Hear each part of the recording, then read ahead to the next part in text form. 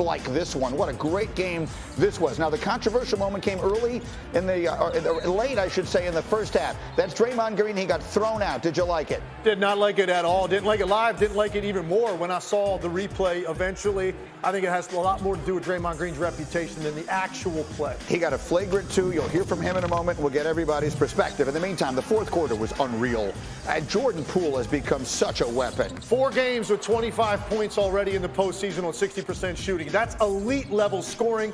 They're able to overcome Clay struggling. He made 5 threes. Meanwhile, Ja Morant was sensational in the paint where he always is. He had 34. How about Steph stepping back? Yeah, Jaren Jackson was sensational, but that's just too much to ask of a big man on the step-back 3. And then look at Ja Morant. Bear in mind, he's going left. So much of this game going with the left-hand layup. I just want you to file that away in the back of your head. Here's more from Ja going left. He would score 34.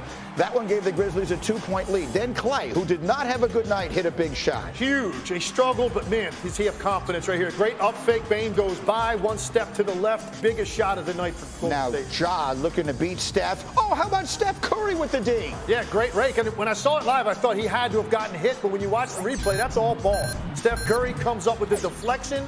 Golden State runs down the loose ball. The Grizzlies are forced to foul. Took them forever to do it. So then Clay winds up at the free throw line. He's a great foul shooter, but he missed the first, and now he missed the second.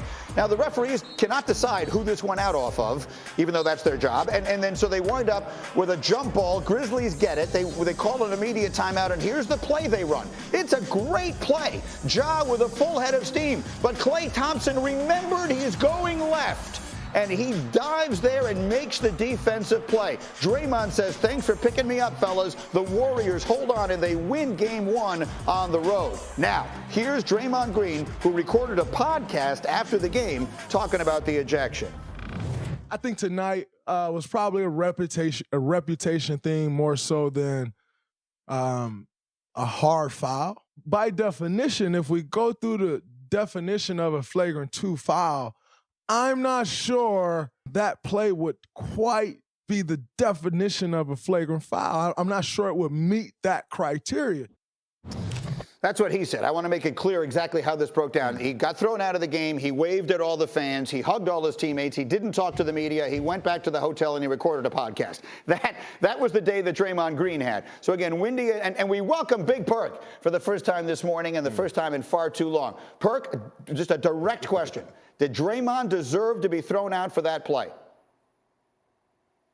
Greeny, you know what? As an enforcer in the league, a role that I played, absolutely he deserved to get thrown out. Look, you have to set the law as some type of standard and lay down some type of rules. Listen, the man, one, slapped him across his face, okay, and then pulled his jersey down, which Brandon Clark was really kind of helpless at that point. And look, the league got to protect all players, because we know if this was the other way around and say Brandon Clark would have did a play like this on Steph Curry, you know, nobody would have been complaining, or if he would have did it on Klay Thompson. Look, we can't look at the name on the back of the jersey. All players have to be protected. And I thought at that moment that was the appropriate call that the referees made last night. Listen, I was a big fan when I was younger of a horror movie called Invasion of the Body Snatchers. What happened to Kendrick Perkins? This is not Kendrick Perkins. This is not Kendrick Perkins. Listen, the smell test, Perk, I know how you would have reacted if you got tossed for that. I hear you. Now, listen, you got a different role, I understand, but listen, here's what I'm saying. Watching it live, and this is where I come down with the part of the officials. Watching it live, I thought to myself, yeah, the jersey grab clearly, man. Oh, they're going to look at the jersey grab. The referees on the court didn't even know he made contact with his face. My point being, it wasn't egregious enough that everybody understood he hit him in the head when he would try to swipe down and grab his arm. That's first. Secondly, define wind-up. He slides over, his arm is already in the air, and he just rakes down toward the ball, and really was trying to hit him on the arm to prevent him from getting his hands above his head. I just don't get where you get a wind-up from that play. That's just a swipe down that happens every time a guy goes to the rim. The jersey grab, to me, is absolutely the worst of the two. And I think ultimately that's what cost him. But even on that, he did try to catch him before he hit the ground. I just don't think in a playoff game it warrants it. Perk, one more comment. Go. Yeah, well, Lex, listen. I got thrown out of the game before for actually bumping heads with Tyreek Evans, okay? It wasn't even a headbutt. But they said just because we tapped heads and I came and made contact, I was suspended for the next game. This is before the instant replay. Anytime you get hit in the face, we all know they're going to the review board, and it's a possibility you're going to get a flagrant one. Now, all of a sudden, with the jersey pull, it didn't have to be a wind-up in this play. It's just that this guy, Brandon Clark, he was defenseless. You got to protect all players. It don't matter what the name of the back of the jersey or how physical we want the game to be. This is not wrestling. This is not football. We're talking about the game of basketball. Yes, you want it to be a little physical, but at the end of the day, you still wanted to protect the players. Let me get Wendy in here. Wendy, what did you think? And also, for the audience just joining us, explain the significance of a decision that has not yet been made.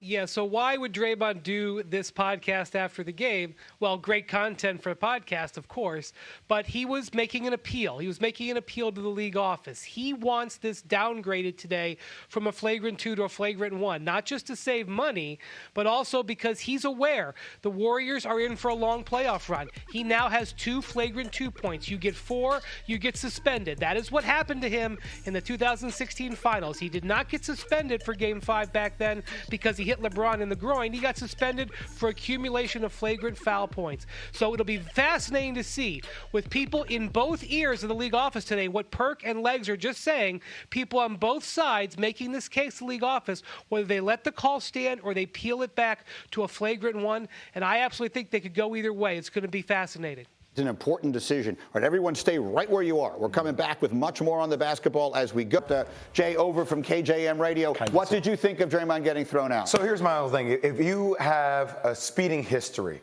right, and you get a ticket for going 100 miles per hour, a ticket for going 95, a ticket for going 90, if you get caught the 4th time, they're going to take your license away. So when people say, well, this is upon the history of Draymond Green, it is. When you're talking about a guy who's led the NBA in technical fouls, top 6 since 2015. So from my understanding that for Draymond, it wasn't the first foul I had a hard time with. It was the second time when a guy is exposed and he's vulnerable with both hands in the air, the grabbing of the jersey. Yeah. If he falls down the wrong way, that's where I see it being applicable for an ejection. This is really complicated, Legs, because as I'm watching, I saw Stephen A. didn't like it at all, and Jalen made an interesting point.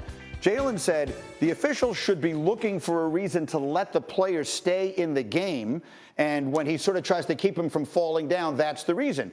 The counter argument to that is the one Jay is making. Maybe Draymond has sort of sacrificed the benefit of the doubt in situations like look, that. I understand reputation does play a factor in this. It plays a factor in technical fouls with certain players and everything else. I understand that. And the jersey grab, the more egregious of the two. I have a problem with the way they interpreted the contact to his face. How's that a wind-up? He slides over, his hand is already up, and he just rakes down and happens to catch his face. Jersey grab, that was not a very smart play on the part of Draymond. He did try to catch him. When you add all that up to me, in a playoff game, he stays in the game. And like I said earlier, I really believe not one player on Memphis' team or one member of their coaching staff would have been upset if that was a flagrant 1. I think they were expecting a flagrant 1. I was expecting a flagrant 1, to be honest with you. When I saw Draymond start, making it act like he was leaving before the announcement, I said, holy smoke, they threw him out of the game. Here's my only thing. If you can pull the camera out for 1 second, I know we're showing